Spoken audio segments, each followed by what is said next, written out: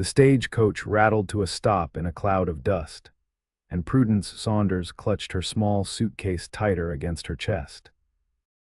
Through the window, she glimpsed the town of Centralia, Wyoming nothing more than a wide dirt street lined with wooden buildings baking under the relentless August sun of 1875. This was to be her new home, a place where no one knew her name or her past, a place where she hoped to build a life far from Philadelphia's painful memories. Prudence disembarked from the stagecoach, her plain blue traveling dress already collecting dust at the hem. She smoothed her skirts, feeling the reassuring weight of the knife strapped inside her boot. It had been her father's, small but sharp, with a worn wooden handle that fit her palm perfectly. The blade had saved her once before, and she wasn't about to travel across the country without it. She gazed down the main street, searching for the man she was supposed to meet. The advertisement had been straightforward. Rancher seeks bride, must be hardworking, God-fearing, and willing to build a life in Wyoming territory. Passage paid. Her reply had been equally succinct, omitting the circumstances that had driven her west. Miss Saunders. Prudence turned to find a tall man regarding her with keen blue eyes beneath the brim of a weathered hat. He was younger than she'd expected, perhaps 30, with broad shoulders and a face tanned by the sun. His clothes were practical, a simple cotton shirt, worn denim trousers, and a leather vest, but clean and well kept. "Mr. Porter," she replied, extending her hand formally. "Blake Porter," he confirmed, removing his hat and revealing sun-bleached brown hair as he shook her hand. His grip was firm but not crushing. "Welcome to Centralia. I hope your journey wasn't too difficult." "It was long," she admitted, "but uneventful." Blake Porter nodded and reached for her suitcase. "Is this all your luggage?" "Yes, I travel light." His eyes swept over her with frank assessment, but there was no impropriety in his gaze, just a man sizing up the woman who had agreed to be his wife, sight unseen. Whatever he saw seemed to satisfy him, for he nodded slightly. "The wagon's this way," he said, gesturing down the street. "I've got supplies to pick up before we head to the ranch. It's about 10 miles outside town." Prudence followed him, her steps faltering slightly as her boot rubbed against her ankle. The knife's handle had worn a small blister during the journey. Blake noticed her uneven gait and paused. "Something wrong with your foot?" "It's nothing," she replied quickly. "Just a long journey." His eyes narrowed slightly, but he didn't press the matter. As they approached a sturdy wagon hitched to 2 strong bay horses, Prudence felt a flutter of anxiety. What kind of man had she agreed to marry? She knew only what his letters had told her, that he owned a small cattle ranch, that his parents had passed, and that he sought a partner rather than a servant. The town was bustling with activity. Miners, cowboys, and townspeople moved along the boardwalks, and the sounds of piano music drifted from a saloon. Blake helped her onto the wagon seat before climbing up beside her. The wooden seat was hard beneath her, and Prudence shifted to adjust her position, inadvertently causing the knife to press against her ankle. She winced, and Blake's eyes fell to her boot. "We'll stop at the general store first," he said, gathering the reins. "Need anything for yourself?" "No, thank you," she replied, though in truth she had very little beyond the clothes on her back and those in her suitcase. As they pulled up in front of Hanson's general store, Blake jumped down and offered his hand to help her descend. Inside, the store was a treasure trove of goods, from bolts of fabric to barrels of flour, tools hanging from the ceiling, and glass cases displaying finer items. While Blake spoke with the shopkeeper about his order, Prudence wandered the aisles, running her fingers over soft calico fabrics and eyeing practical housewares. She stopped at a display of cutlery, examining a set of kitchen knives. "Planning on doing some cooking, miss?" asked a friendly woman who introduced herself as Mrs. Hanson. "Yes," Prudence replied. "I'm to be Mrs. Porter soon." Mrs. Hanson's eyebrows rose. "Blake Porter's mail-order bride. Well, now," she lowered her voice. "You've done well for yourself, dear. He's a good man, quiet but fair. His ranch is one of the most promising in the county. Prudence felt a small knot of tension in her chest loosen. "Thank you for telling me. Of course, dear, it's not easy coming all this way to marry a stranger." When Blake finished with his order, he found Prudence by the fabric bolts, her fingers caressing a soft blue cotton print. Noticing his approach, she quickly withdrew her hand. "See something you like?" he asked. "Just looking," she replied. Blake studied her for a moment. "Add 5 yards of that blue fabric to my order," he told Mrs. Hanson, who had followed him. "And whatever else a new wife might need for sewing." Prudence opened her mouth to protest, but Blake shook his head. "Consider it a wedding gift." As they left the store, Blake loaded the supplies into the wagon while Prudence stood awkwardly, uncertain how to help. When he finished, he turned to her and said, "There's one more stop I'd like to make before we head out to the ranch." They walked down the boardwalk to a small shop with a sign reading, "Ferguson's Fine Goods and Gunsmith."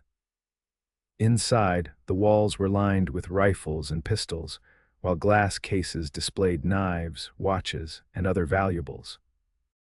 "Mr. Ferguson," Blake called, and an older man with spectacles emerged from the back room. "Blake Porter, good to see you. What can I do for you today?" "I need a good knife, something practical but quality." Ferguson brought out a tray of knives, hunting, skinning. "For my wife," Blake said, gesturing to Prudence, who stiffened at both the declaration and its implication. "Something that could fit in a boot, perhaps." Prudence felt her face flush as Blake's eyes met hers knowingly. Ferguson raised an eyebrow but selected a knife with a leather sheath. "This one has a fine balance. Good steel, holds an edge well, and the handle won't slip if your hands are wet." Blake handed it to Prudence. "What do you think?" She took it carefully, testing its weight and balance. It was finer than her father's old knife. The blade gleamed in the light, and the handle was smooth and well crafted. "I don't know what you mean," she said, trying to maintain her composure. Blake's lips quirked up at one corner. "I noticed you favoring your right foot. The way you walk, there's something in your boot." His voice lowered. "I grew up with sisters. I know when someone's hiding something." Prudence swallowed hard. Would he be angry? Would he refuse to marry her now? "It was my father's," she admitted softly. "I don't go anywhere without it." To her surprise, Blake nodded in understanding. "Out here, that's just good sense." He turned to Ferguson. "We'll take it." After paying, they stepped back onto the boardwalk. Blake handed her the package containing the new knife. "You kept a knife in your boot," he said simply. "I figured you could use a better one." Prudence blinked at him, uncertain how to respond to this unexpected reaction. "Why aren't you angry?" she finally asked. "Why would I be? A woman traveling alone needs to protect herself. Shows good sense, not waiting for someone else to save you." He paused, his expression becoming more serious. "But I'd like to think you won't need to use it on my account." "I don't make a habit of stabbing people," she replied, a hint of humor finally breaking through her reserve. Blake's face softened into a smile. "Good to know." As they climbed back onto the wagon, Prudence felt something shift between them, a small but significant change, as if they'd established the beginnings of understanding. The ride to the ranch took nearly 2 hours, giving Prudence time to observe both the landscape and the man beside her. Wyoming was vast and beautiful, with rolling hills giving way to distant mountains, the late summer grasses golden under the sun. Blake pointed out landmarks and boundaries, speaking more than he had in town. "That's Blackwater Creek," he said, indicating a ribbon of water cutting through the valley. "Never runs dry, even in the worst drought. It's why this land is good for cattle." "How big is your ranch?" she asked. 600 acres and grazing rights to another 1,000 of public land," he replied with a hint of pride. "Started with just 50 acres 5 years ago. You've built it yourself, every fence post and floorboard," he confirmed. "Had help now and then from neighbors, but mostly it's been my own sweat." Prudence was impressed despite herself. The man beside her had carved a life out of wilderness through sheer determination. "There it is," Blake said eventually, pointing to a cluster of buildings nestled against a hillside. Porter Ranch. The main house was modest but well constructed, with a wide porch wrapping around 2 sides. Nearby stood a large barn, a bunkhouse, and several corrals. Cattle grazed in the distance, and a small garden plot sat near the house. "It's not much compared to what you might be used to in the East," Blake said, watching her reaction. "It's more than I expected," she replied honestly. As they pulled up to the house, a dog came bounding around the corner, a large, shaggy beast that barked enthusiastically. Behind him appeared a young man who couldn't have been more than 16. "That's Rusty," Blake said, nodding toward the dog. "And that's Tommy Jenkins, my ranch hand. Only permanent help I've got, though I hire extra hands during roundup and branding." Tommy approached the wagon, eyeing Prudence curiously. "This your mail-order bride, Mr. Porter. This is Miss Prudence Saunders," Blake corrected, helping her down from the wagon. "Soon to be Mrs. Porter. Prudence, this is Tommy." The boy touched his hat. "Madam." "Please call me Prudence," she said. "I'll help Tommy unload the supplies," Blake said. "Why don't you go inside and have a look around? Doors unlocked." Clutching her suitcase and the package containing her new knife, Prudence climbed the porch steps and entered what was to be her new home. The main room was larger than she'd expected, with a stone fireplace dominating one wall. The furniture was simple but solid: a table with 4 chairs, a sofa covered in worn but clean fabric, a rocking chair by the fire. Bookshelves held a surprising number of volumes. The floors were wide wooden planks, swept clean. She moved through the house, finding a kitchen with an iron stove, a pantry stocked with preserved foods, and a bedroom with a large bed frame covered by a handmade quilt. Everything was neat and ordered, speaking of care if not luxury. Blake found her in the kitchen, examining the stove. "It's a good one," he said. "Heats evenly, doesn't smoke much." Prudence turned to face him. Now that they were alone in what would soon be their home, the reality of their arrangement became suddenly, uncomfortably clear. "Mr. Porter," Blake, he corrected. "If we're to be married, you might as well use my given name." "Blake," she amended. "I think we should discuss expectations." He leaned against the doorframe, his expression serious. "Fair enough. I expect honesty, hard work, and respect, the same I'll give you. I don't drink to excess or raise my hand to women, and I won't tolerate theft or lying." He paused. "Beyond that, I hope we might build something good together, but I know that takes time." Prudence appreciated his directness. "And our marriage," Blake understood her meaning. "We'll be properly married by the Reverend tomorrow, if that suits you. As for the rest—" His cheeks colored slightly. "I won't press you. When you're ready, you'll let me know." Relief flooded through her. "Thank you," he nodded. "There's a room off the kitchen that was my mother's sewing room. I've made it up as a bedroom for you until you choose otherwise. You should have your privacy." This consideration was unexpected, and Prudence felt tears prick at her eyes. She blinked them back quickly. "I can cook," she offered, "and so, I'm not afraid of hard work." "I never thought you were," Blake replied. "A woman who crosses the country alone to marry a stranger isn't likely to shy from labor." His understanding made her wonder, not for the first time, what kind of man had advertised for a wife rather than court one of the local women. "Why a mail-order bride?" she asked suddenly. "Surely there are women in Centralia." Blake's expression tightened slightly. "Few enough, and fewer still interested in a rancher with calloused hands and modest prospects." He shifted uncomfortably. "I tried courting once, didn't take. Seems I'm better with cattle than conversation." Prudence found herself smiling at his candor. "Well, you haven't done too badly today." That earned her a surprised laugh. "High praise indeed," he straightened. "I need to check the herd before dark. Tommy's mother sent over a stew. It's keeping warm on the stove. Make yourself at home. We'll ride into town for the ceremony tomorrow morning." After he left, Prudence explored the house more thoroughly. The small bedroom off the kitchen was simply furnished with a narrow bed, a chest of drawers, and a small table. The window overlooked the garden, where late summer vegetables grew in neat rows. She unpacked her few belongings, placing her father's Bible on the bedside table and her clothes in the drawers.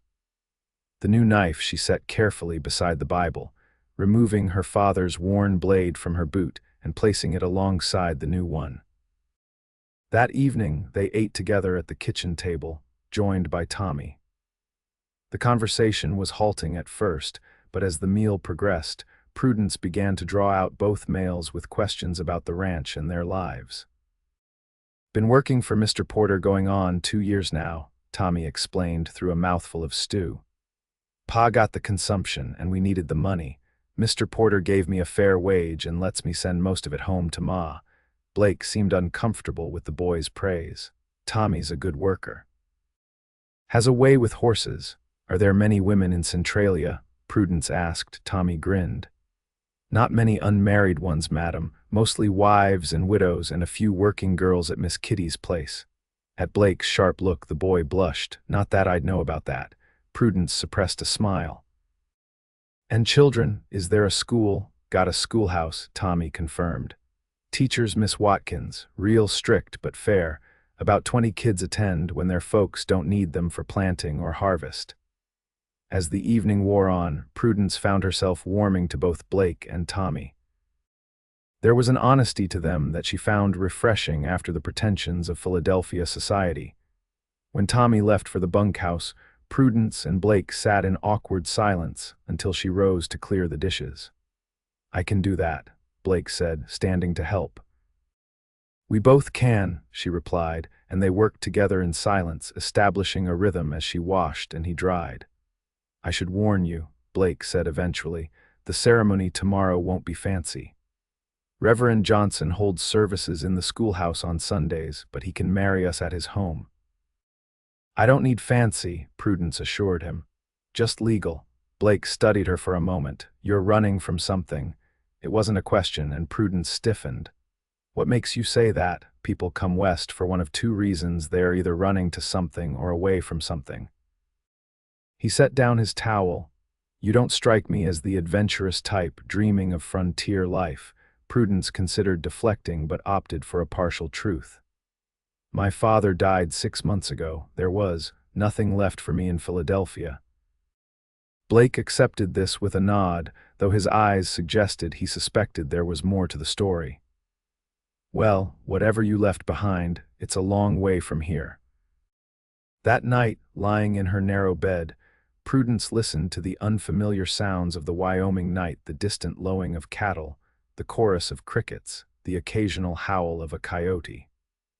So different from the city noises she'd known all her life. Her hand strayed to her father's knife on the bedside table, the smooth wood of its handle comforting under her fingers. She thought of Blake Porter, the man she would marry tomorrow. Not the husband she had once imagined for herself, but a man who seemed decent and fair. A man who, upon discovering she carried a knife, had bought her a better one rather than condemning her for it. Perhaps, she thought as sleep finally claimed her, this arrangement might work after all. Morning brought a flurry of activity. Blake had left before dawn to check on a heifer about to calve, returning as Prudence was making breakfast. "Healthy bull calf," he reported, washing his hands at the pump. "Mother's doing fine." Prudence set a plate of eggs and salt pork before him. "Is that good? A bull calf, I mean." "It is. He'll bring a good price when he's grown." Blake eyed the breakfast appreciatively. "This looks good, thank you." After eating, Prudence changed into her best dress, a simple navy blue with white collar and cuffs. She pinned her hair up neatly and added a small cameo brooch that had been her mother's. When she emerged, Blake was waiting in freshly brushed clothes, his hair still damp from washing. He looked at her with genuine admiration. "You look lovely," he said simply. "Thank you." She noticed he held something in his hands. "What's that?" Blake opened his palm to reveal a simple gold band. "It was my mother's. If you'd rather have a new one—" "No," Prudence interrupted. "It's perfect." The ride to town was quiet, each lost in their own thoughts about the step they were about to take. Centralia looked different in the morning light, more welcoming, less intimidating than it had upon her arrival. Reverend Johnson's home was a modest clapboard house near the schoolhouse. His wife, a plump, cheerful woman, greeted them warmly. "So you're Blake's bride, how wonderful. We've been hoping he'd find someone." She ushered them inside. I've baked a cake for the occasion." The ceremony itself was brief but proper. They exchanged vows in the Johnsons' parlor with Mrs. Johnson and the town's young doctor, Dr. Matthew Ellis, serving as witnesses. When Blake slid the ring onto Prudence's finger, his hands were steady, his eyes serious as he repeated the promises of matrimony. "I now pronounce you man and wife," Reverend Johnson declared. "You may kiss your bride." Blake hesitated, then leaned forward to place a chaste kiss on Prudence's lips. It was brief, almost businesslike, but something fluttered in her chest nonetheless. Afterward, Mrs. Johnson insisted they stay for cake and coffee, filling the awkward new silence between them with cheerful chatter about Centralia and its inhabitants. "You must join the Ladies' Aid Society," she told Prudence. "We meet every Wednesday afternoon. Nothing formal, just sewing and conversation, but it's a good way to make friends." "Thank you," Prudence replied. "I'd like that." As they prepared to leave, Dr. Ellis pulled Blake aside for a private word. Prudence couldn't hear what was said, but Blake's expression turned serious before he nodded and shook the doctor's hand. On the ride back to the ranch, their home now, Prudence reminded herself Blake seemed preoccupied. "Is everything all right?" she asked. "With the doctor, I mean." Blake glanced at her. "He was just passing along news. Seems there's been trouble with rustlers to the north. 3 ranches hit in the past month." "Rustlers, you mean cattle thieves?" "Yes, Dr. Ellis heard about it treating a ranch hand who was shot trying to stop them." Blake's jaw tightened. "We haven't had problems like that around here for years." "Are you worried about your herd?" "Concerned," he admitted. "I've worked hard for what I have, won't lose it easily." When they returned to the ranch, Tommy greeted them with a broad grin and an awkwardly formal, "Congratulations, Mrs. Porter." The title startled Prudence. Mrs. Porter. She was a married woman now, with all the responsibilities and expectations that entailed. The remainder of the day passed in a blur of ordinary tasks, preparing a meal, showing Prudence where things were kept, discussing the routine of ranch life.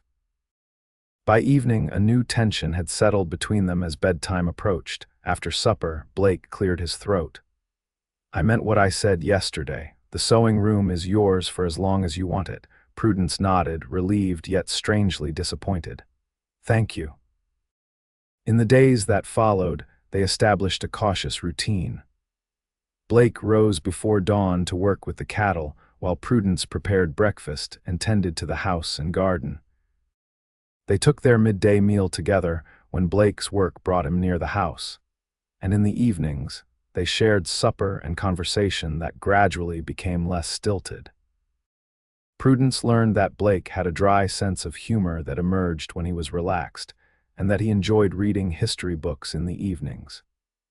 He discovered that she had a talent for baking and a surprisingly extensive knowledge of Shakespeare, courtesy of her father's love of literature. On her 3rd day at the ranch, Prudence found a large wooden trunk in the barn while searching for eggs from the free-ranging hens. "It was my mother's," Blake explained when she asked about it. "Her sewing things, some linens, bits and pieces she saved. I didn't know what to do with them after she passed." "May I look through it?" Prudence asked. Blake nodded. "It's yours now if you want it." The trunk proved to be a treasure trove not of valuable items, but of a life well lived. Carefully preserved fabric scraps, patterns cut from newspapers, a christening gown lovingly stitched, and a sampler embroidered with the Porter family names and dates. At the bottom, wrapped in tissue paper, lay a beautiful hand-pieced quilt top, never completed. That evening, Prudence showed Blake the unfinished quilt.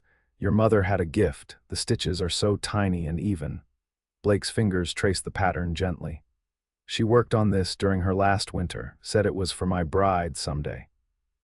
He looked up at Prudence, something vulnerable in his eyes. "She would have liked you."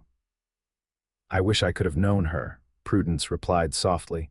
In that moment, something shifted between them, a connection forming over shared appreciation of a woman they had both, in different ways, lost. The next day, Blake announced at breakfast, "I need to ride out to the north pasture to check fencing." Would you like to come? I could show you more of the ranch." Surprised and pleased by the invitation, Prudence agreed. "I'd like that." Blake saddled a gentle mare named Daisy for her. "Have you ridden before?" "A little, in the park in Philadelphia," she admitted. "Nothing like this. Daisy's steady," he assured her. "She'll take care of you." The day was perfect for riding clear skies with a gentle breeze that kept the late summer heat bearable. Blake led them along a creek that wound through the property, pointing out landmarks and sharing stories of how he'd acquired each section of land. "That ridge line is the northern boundary," he explained. "Beyond that is the Hammond spread. Nate Hammond's a good neighbor, helped me raise the barn my first year here." "How many neighbors do you have?" Prudence asked. 5 ranches border our land. Hammond's to the north, Wilkinson's to the east, Taylor Place southeast, and public grazing land to the west. To the south is Old Man Peterson's place, but he's failing. His sons moved to California years ago, don't seem interested in ranching. They stopped to rest the horses near a stand of cottonwoods beside the creek. Blake spread a blanket on the grass and they shared the lunch. Prudence had packed bread, cheese, and dried apple slices. "It's beautiful here," Prudence said, looking out over the rolling landscape, "so open." "That's what I love about it," Blake replied. "Room to breathe, room to grow." He glanced at her. "Though it can get lonely, especially in winter when the snow makes travel difficult." "I'm not afraid of solitude," she assured him. "Good, but there's a difference between solitude and loneliness." He hesitated. "That's why I wrote that advertisement." Figured it was time to stop being alone. The honesty of his admission touched her. "I'm glad you did." As they rode back toward the ranch house, Blake suddenly reined his horse to a stop, his posture alert. "Something's not right." Prudence followed his gaze but saw nothing unusual. "What is it?" "Cattle are spooked. See how they're bunched up by the far fence." He pointed to where a group of steers had gathered, their heads raised. "And there, that dust cloud. Someone's riding hard." Before Prudence could respond, Blake spurred his horse forward. "Head back to the house. Now." But Prudence hesitated, unwilling to leave him. In the distance, she could make out a rider approaching rapidly. Blake had already closed half the distance, and after a moment's indecision, Prudence urged Daisy to follow. As she drew closer, she could see that the approaching rider was Tommy, his horse lathered with sweat. "Mr. Porter," the boy shouted, reining in beside Blake. "Rustlers, by the North Creek crossing, 4 of them, driving about 20 head of your cattle." Blake's face hardened. "Are they armed?" "Rifles," Tommy confirmed. "I was checking that broken section of fence when I spotted them. They didn't see me." Blake turned to Prudence, his expression grim. "Go back to the house, lock the doors. My rifle is mounted above the fireplace." "What are you going to do?" she demanded. "Get my cattle back." His voice brooked no argument. "Tommy, ride to the Hammond place. Tell Nate what's happening, then go to town for the sheriff." Prudence felt fear grip her heart. "You can't go alone against 4 armed men." "I won't engage them directly," Blake promised. "Just follow and see where they're heading. The sheriff can handle it from there." She knew it was a lie even as he said it. No rancher would let rustlers take his cattle without a fight. Without thinking, she reached down and felt the reassuring presence of her new knife in her boot. "Be careful," she said, meeting his eyes. Something passed between them, then acknowledgement of the danger and of the fact that, despite the brevity of their acquaintance, they had already begun to care for one another. Blake nodded once, then turned his horse. "Go, now." This time Prudence obeyed, spurring Daisy toward the ranch house. Her mind raced with worry as the horse ate up the distance. What if Blake was hurt, or killed? What would become of her then? The thought struck her with surprising force. In just a few days, she had come to value this quiet, honest man who had offered her not just a home but respect. At the ranch, Prudence stabled Daisy with shaking hands, then hurried to the house. As instructed, she retrieved Blake's rifle from above the fireplace, checking that it was loaded as her father had taught her years ago. Then she paced, watching the horizon for any sign of riders. Hours passed with agonizing slowness. The sun began its descent toward the western mountains. casting long shadows across the yard. Prudence had just decided to saddle Daisy and go looking for Blake when she heard hoofbeats. She rushed to the window, rifle in hand, and sagged with relief at the sight of Blake riding toward the house. He was alone, his posture weary but upright. Prudence flung open the door and ran to meet him. "Are you all right? What happened?" Blake dismounted stiffly, and she noticed with alarm that his left sleeve was torn and stained with blood. "Just a graze," he said, seeing her concern. "One of them got lucky." "Come inside," she insisted. "I need to look at that arm." Too tired to argue, Blake followed her into the house. In the kitchen, Prudence helped him remove his shirt, revealing a shallow bullet wound across his upper arm. "You were shot," she exclaimed, fear making her voice sharp. "Told you, it's just a graze. Looks worse than it is." But he winced as she began to clean the wound with water and whiskey. "What happened?" she asked, focusing on the task at hand to keep her emotions under control. Blake sighed. "I caught up to them near the Hammond boundary. Thought I could maybe scare them off, get my cattle back before they crossed over." He grimaced as she applied more whiskey to the wound. "Didn't work out that way. They spotted me, started shooting. I returned fire and they scattered, left the cattle behind. Sheriff and Nate Hammond showed up about then, chased after 2 of them. And the others," Blake's expression darkened. "One's dead. I didn't have a choice, he was aiming straight at me. The 4th got away." Prudence's hands stilled. "You killed a man today." "Not my first," Blake admitted quietly. "Was with the Union cavalry during the war, last 3 years of it anyway. Hoped never to do it again, but—" He shrugged his good shoulder. "A man protects what's his." She finished bandaging his arm in silence, absorbing this new information about her husband. It didn't frighten her as it might once have done. Instead, she found herself grateful for his capability, his willingness to defend their home. "There," she said, tying off the bandage. "Not as neat as a doctor might do, but it should hold." Blake covered her hand with his.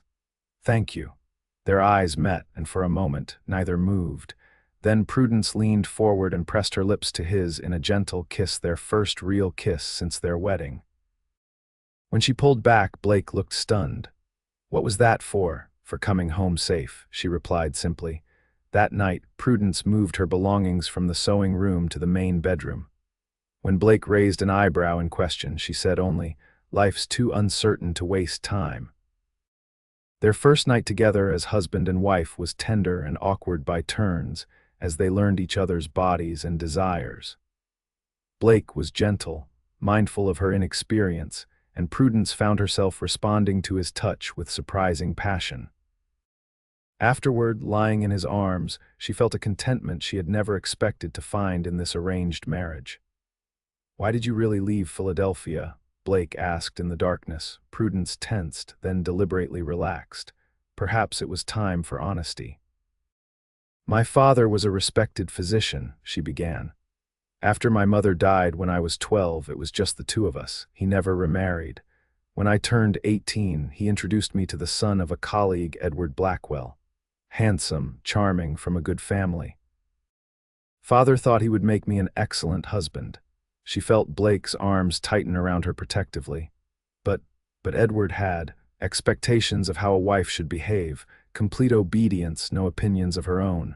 She swallowed hard. "I discovered this during our engagement, when he struck me for contradicting him at a dinner party. I broke off the engagement the next day." Blake's body went rigid beside her. "He hit you?" "Yes." Father was horrified, supported my decision completely, but Edward didn't accept it. "He began following me, sending threatening notes." She shivered at the memory. "One night, he forced his way into our home. He was drunk, raving that I belonged to him. He had a knife." "Jesus," Blake breathed. "My father tried to reason with him to get him to leave. Edward stabbed him." Her voice cracked. "I ran to help father, but he was already. There was so much blood. Edward came at me next, but I had my father's knife, the one I kept in my boot. I'd taken to carrying it after the threats began." "You defended yourself," Blake said, a statement rather than a question. "Yes." "I stabbed him in the shoulder. He fled, but not before promising he'd find me, that I'd pay for what I'd done." Prudence took a shuddering breath. The police believed my account, but Edward's family had influence. They claimed he'd acted in self-defense, that my father had attacked him first. With father dead and only my word against his, the investigation stalled. Edward recovered from his wound, and I knew it was only a matter of time before he made good on his threat. "So you ran," Blake concluded. "So I ran," she confirmed.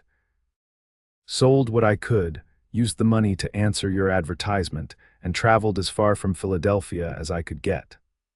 Blake was silent for a long moment, processing her story. Then he raised himself on one elbow to look down at her, his face barely visible in the moonlight streaming through the window. "Prudence Porter," he said firmly, "no one will harm you here, not while I live." She reached up to touch his face. "I believe you." The next morning brought news that the sheriff had captured one of the rustlers, who had implicated several others in a ring operating throughout the territory. The man Blake had shot was identified as a known criminal with a bounty on his head in 2 states. "Sheriff says there might be a reward," Blake told Prudence over breakfast. "Not much, but enough to buy some breeding stock come spring." "That's good news," she replied, pouring him more coffee. "How's your arm?" "Sore, but healing." He flexed it experimentally. "Won't be lifting anything heavy for a few days. Then you'll have to let me and Tommy handle the heavier chores," she stated firmly. "I'm stronger than I look." Blake grinned at her determination. "I don't doubt it for a minute, Mrs. Porter." The following weeks fell into a comfortable rhythm as Prudence truly settled into life at the ranch. She joined Mrs. Johnson's Ladies' Aid Society, where she was welcomed warmly by the women of Centralia. Through their conversations, she learned more about her husband's reputation in the community, respected for his hard work and fair dealings, if considered somewhat taciturn by those who didn't know him well. "Blake Porter's not one for idle talk," said Mrs. Hammond, wife of Blake's northern neighbor. "But when that tornado hit the Taylor place last spring, he was the first one there with help, stayed until they had a roof over their heads again." At home, Prudence expanded the garden, began keeping chickens more systematically, and started putting up preserves for winter. She finished Blake's mother's quilt and placed it proudly on their bed. In the evenings, they would often read together by the fire, occasionally sharing passages aloud. Blake, for his part, seemed to grow more relaxed and open with each passing day. He began teaching Prudence about ranching, how to judge a good breeding cow, the signs of various cattle ailments, the complex economics of the beef market. She proved an apt pupil, her quick mind grasping the business aspects particularly well. "You have a head for figures," Blake remarked one evening as they reviewed the ranch accounts together. "My father made sure I was well educated," she replied. He believed women deserved the same educational opportunities as men, even if society disagreed. "Smart man," Blake said. "Maybe that's why you don't seem to mind all this." He gestured around them. "Most Eastern women would find ranch life primitive." "I find it honest," Prudence said thoughtfully. "There's a directness here that's refreshing after Philadelphia society, where everyone says one thing while meaning another." As autumn deepened, bringing cooler temperatures and spectacular colors to the landscape, Prudence realized with some surprise that she was truly happy. The ranch had become home, and Blake had become far more than the stranger she'd agreed to marry. One crisp October morning, Prudence woke feeling nauseated. She barely made it outside before emptying her stomach behind a bush. When she returned, pale and shaky, Blake looked at her with concern. "Are you ill?" "Just a passing thing," she assured him, though privately she suspected otherwise. Her monthly courses had not arrived for 2 months now. The pattern repeated for several days before Blake insisted she see Dr. Ellis. In the doctor's small office in Centralia, her suspicions were confirmed. "Congratulations, Mrs. Porter," Dr. Ellis said with a smile. "You're going to have a baby, likely in late April or early May," though she had suspected as much. Hearing it stated so plainly made it real in a way it hadn't been before. Prudence placed a hand on her still flat abdomen, a mixture of joy and trepidation washing over her. Is everything normal? She asked. Perfectly, the doctor assured her. The morning sickness should pass in a month or so. Until then, try dry toast before rising and ginger tea for the nausea. When she shared the news with Blake that evening, his face transformed with a joy she had never seen before. He lifted her in his arms, spinning her around before setting her down gently as if she had suddenly become fragile. A baby, he said wonderingly. Our baby. You're pleased then? She asked, already knowing the answer from his reaction. Pleased doesn't begin to cover it. He placed a hand on her stomach. A family of our own, Prudence. That's all I've ever wanted. As winter settled over Wyoming, bringing snow and bitter cold, the ranch became a cozy haven. Blake insisted on doing the more strenuous work himself, despite Prudence's protests that pregnancy hadn't made her an invalid. Humor me, he'd say, kissing her forehead. Just for this first one. First one, she noted with amusement. He already assumed there would be more. Christmas brought their first real celebration as a couple. They decorated the house with pine boughs and red ribbons, and Prudence baked special treats from her mother's recipes. Blake surprised her with a rocking chair he'd ordered months ago from a craftsman in Cheyenne, delivered just in time by a freight wagon fighting through the snow. For when the baby comes, he said, running his hand over the smooth wood. Every mother needs a good rocking chair. Prudence's gift to him was a new leather-bound ledger for the ranch accounts, along with a hand-knitted scarf in deep blue wool. To keep you warm on those pre-dawn rides, she explained. They invited Tommy and his mother, a quiet widow named Sarah Jenkins, to join them for Christmas dinner. The small house rang with conversation and laughter as they shared a meal of roast beef, potatoes, and Prudence's special apple pie. After their guests had gone, Blake and Prudence sat before the fire, his arm around her shoulders, her head resting against him. Happy? He asked. Very, she replied truthfully. Are you? More than I ever thought possible. He pressed a kiss to her hair. When I sent that advertisement, I hoped for a practical arrangement, a helpmate, someone to share the work and maybe, eventually, some affection. His hand moved to rest on her growing belly. I never expected all this, nor did I, Prudence admitted. I was just looking for safety, for escape. She turned to face him.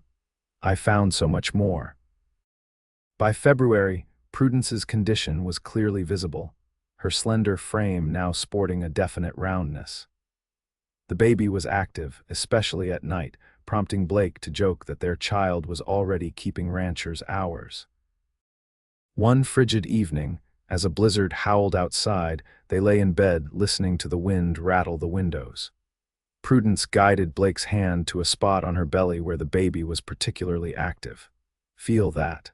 I think we have a future bronc rider in there. Blake's face softened with wonder as he felt the strong kicks. Strong, like his mother, or her mother, Prudence countered with a smile.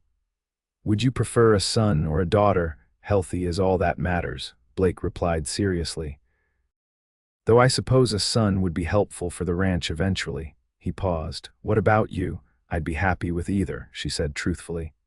Though I admit, I sometimes imagine a little boy with your eyes. Blake pulled her closer. Whatever God sends us, this child will be loved. Yes, Prudence agreed, nestling against him. Very much loved. The blizzard raged for 3 days, leaving massive snowdrifts that Blake and Tommy had to tunnel through to reach the barn and care for the livestock. Prudence kept the home fires burning, prepared hearty meals, and worked on a small quilt for the baby's cradle, a gift from the ladies of Centralia, delivered at a small gathering they had organized in January. When the storm finally passed, the landscape was transformed into a glittering white expanse under a brilliant blue sky. Blake hitched the horses to the sleigh rarely used but essential for winter travel and took Prudence for a ride around the ranch to check on the cattle. The pregnant cows had been brought into sheltered areas near the barn before winter set in, and most weathered the storm well. One young heifer had delivered early, however, and Blake was concerned about both mother and calf. "She's a first-time mother," he explained as they approached the small shelter where the pair had been moved. "Sometimes they don't take to motherhood right away." Inside, they found the heifer standing protectively over her calf, which appeared to be nursing successfully. "Good girl," Blake murmured, keeping his distance to avoid disturbing them.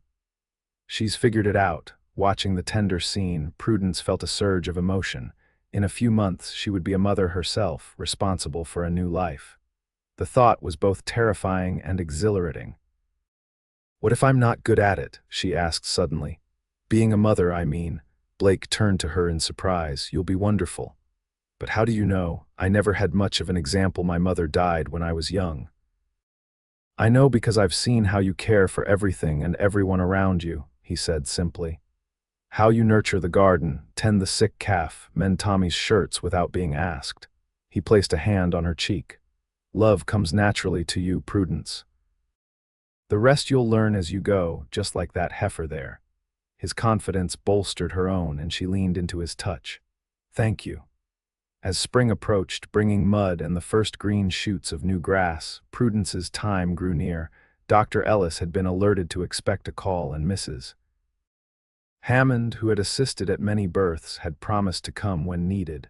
The baby, however, had other plans. One evening in late April, while Blake was checking on a section of fence damaged by spring flooding, Prudence felt the first sharp pain. She was alone in the house, Tommy having ridden into town for supplies. "Not yet," she murmured, rubbing her distended belly. "Your father should be home first." But the contractions continued, gradually increasing in frequency and intensity. By the time Blake returned at dusk, Prudence was leaning against the kitchen table, breathing heavily through a contraction. Blake took one look at her and immediately grasped the situation. "The baby's coming." "Yes," she gasped as the pain subsided, "but it's early yet." First babies often take their time. Blake wasn't listening. He was already pulling on his coat. "I'll get Dr. Ellis and Mrs. Hammond." "Blake, wait," Prudence called. "The creek's flooded from the melt. You won't make it to town and back before dark, and it's too dangerous at night." He hesitated, torn between the need to get help and the fear of leaving her alone. "I'll be fine," she assured him. "Women have been having babies without doctors for centuries." "Not my wife," Blake said firmly. "Not if I can help it." He thought for a moment. "The Hammond place is closer and on this side of the creek. I'll get Sarah Hammond first, then try for the doctor if the crossing looks passable." Prudence nodded, relieved. "Hurry." After Blake left, she moved methodically around the house, preparing as best she could. She put clean sheets on the bed, set water to boil on the stove, and gathered clean towels and the baby clothes she had sewn during the winter months. The contractions were coming regularly now, painful but still manageable. Prudence walked slowly around the house, pausing to breathe through each wave of pain. She had read what books she could find on childbirth and listened carefully to the experienced mothers in the Ladies' Aid Society, but nothing had quite prepared her for the reality of labor. As darkness fell, she lit lamps and continued her solitary preparations. When she heard hoofbeats in the yard, relief flooded through her. But instead of Blake's voice, she heard Tommy calling her name. "Mrs. Porter, you here, in the house, Tommy," she called back. The young ranch hand burst through the door, his face flushed from hard riding. "Mr. Porter sent me. He found Mrs. Hammond, but the creek's too high to cross for the doctor. They're coming as fast as they can." He looked at her uneasily. Is the baby?" "Yes, Tommy, the baby's coming," Prudence said, managing a smile despite another contraction building. "But there's time yet." Tommy looked terrified. "What should I do?" "More water on to boil," she instructed, "and then wait outside for Mr. Porter and Mrs. Hammond." An hour later, Blake arrived with Sarah Hammond, a capable woman in her 50s who had assisted at countless births, including those of her own 6 children.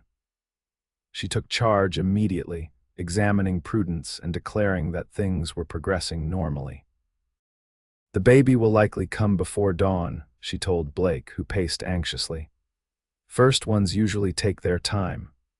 Blake refused to leave Prudence's side, holding her hand through each contraction, wiping her brow with a cool cloth and murmuring encouragement. As the night wore on and the pains intensified, Prudence clung to his strength.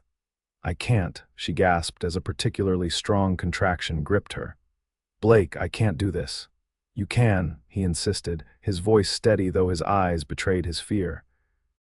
"You're the strongest person I know, Prudence Porter. Stronger than me, stronger than anyone. Our child is lucky to have you for a mother." His faith in her renewed her determination. When Mrs. Hammond announced it was time to push, Prudence gathered her remaining strength and bore down with all her might. "I can see the head," Mrs. Hammond exclaimed, "dark hair like its papa's." A few more pushes, and suddenly the room was filled with the lusty cry of a newborn. Prudence fell back against the pillows, exhausted but desperate to see her child. "A boy," Mrs. Hammond announced, quickly cleaning and wrapping the infant. "A fine, healthy son." She placed the baby in Prudence's arms, and all the pain and fear of the past hours melted away as Prudence gazed at her son's face. He had Blake's dark hair and strong chin, but her lighter eyes, though she knew those might change. "He's perfect," she whispered, tracing a finger along his cheek.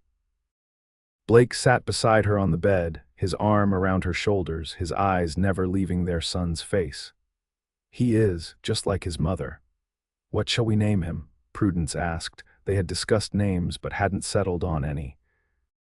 Now, looking at their son's face, Blake said softly, "What about James? After your father?" Tears filled Prudence's eyes at this unexpected gesture. "James Porter, yes, I'd like that." She looked up at her husband. "And William for his middle name after your father." "James William Porter," Blake said, testing the name. "Strong name for a strong boy." As dawn broke over the Wyoming hills, painting the sky in shades of pink and gold, the Porter family rested together in the quiet of their bedroom. Mrs. Hammond had gone to the kitchen to prepare breakfast, having declared mother and child to be doing excellently. Tommy had been sent to spread the news to neighbors and to town when the creek allowed crossing. Prudence dozed, waking whenever little James stirred. Blake sat in a chair beside the bed, unwilling to leave them even for a moment. "You should rest," Prudence told him. "You've been up all night." "I'm not tired," he insisted, though the shadows under his eyes told a different story. "Can't seem to stop looking at him." Prudence smiled. "He does have that effect." Blake leaned forward to touch his son's tiny hand. "I never thought I could love someone I just met so completely." "I know exactly what you mean," Prudence said, and they both knew she wasn't just talking about their son. Blake met her eyes. "When you stepped off that stagecoach last summer, with your city clothes and your knife hidden in your boot, I had no idea what I was getting." "Disappointed," she teased. "Grateful," he corrected seriously. "Every day I thank God you answered my advertisement." He took her hand, his thumb rubbing over the simple gold band that had been his mother's. "I know this isn't the life you were raised for, it's better," Prudence interrupted. "In Philadelphia, I would have married someone from my father's circle. We would have lived in a fine house, attended the right social functions, and quite possibly made each other miserable." She gazed down at their son, now sleeping peacefully. "Instead, I found you and this place and a kind of happiness I never knew existed." Blake leaned forward to kiss her, a gentle touch of lips that conveyed more than words could express. In the days that followed, the Porter household adjusted to the presence of its newest member. James proved to be a good baby, nursing well and sleeping in reasonable stretches. Blake built a cradle that he placed beside their bed. Though the baby spent much of his time in his parents' arms, visitors came to meet young James and congratulate the new parents. Mrs. Johnson brought a beautifully embroidered christening gown, while Nate and Sarah Hammond delivered a hand-carved rocking horse for when the boy was older. "Every cowboy needs a good horse," Nate joked. "Doctor." Ellis finally made it across the creek 3 days after the birth, examining both mother and child and pronouncing them in excellent health. "You did well, Mrs. Porter," he told Prudence, "both as a patient and as your own midwife." I had help, she replied, smiling at Mrs. Hammond and Blake. As spring bloomed into summer, James grew rapidly, his personality emerging alert, curious, and generally good-natured, though with a temper when things didn't go his way. Takes after his mother there, Blake teased, earning himself a playful swat from Prudence. Life on the ranch continued its rhythm, with calving season bringing long hours for Blake and Tommy. Prudence gradually resumed her duties, wearing James in a sling across her chest as she worked in the garden or prepared meals. On the anniversary of her arrival in Centralia, Blake surprised her with a special dinner after James had been put to bed. He'd sent Tommy to town for a bottle of wine, a rare luxury, and prepared most of the meal himself, with only minimal guidance from Prudence. "What's the occasion?" she asked, touched by his efforts. "1 year ago today, you stepped off that stagecoach and changed my life," he replied, raising his glass in a toast. "Here's to mail-order brides who keep knives in their boots." Prudence laughed and clinked her glass against his. "And to cowboys who offer better ones." Later, as they sat on the porch watching the sunset paint the Wyoming sky in spectacular hues, Blake slipped an arm around her waist. "Any regrets?" he asked. "About answering that advertisement, I mean."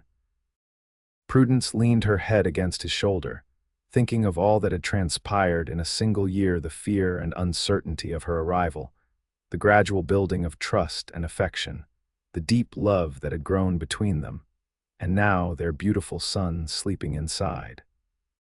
"Not a single one," she replied truthfully. "This is exactly where I'm meant to be." Blake tightened his arm around her. "Then I'd say we both got the better end of that bargain." As the first stars appeared in the darkening sky, Prudence Porter thought of the desperate young woman who had fled Philadelphia with nothing but a suitcase and a knife hidden in her boot. That woman could never have imagined the life that awaited her in Wyoming, a life built on love, trust, and the courage to begin again. A life that, despite its hardships and challenges, she wouldn't trade for all the wealth and comfort of her Eastern upbringing. "Yes," she agreed softly, turning to kiss her husband as their son slept peacefully inside their home. "I believe we did."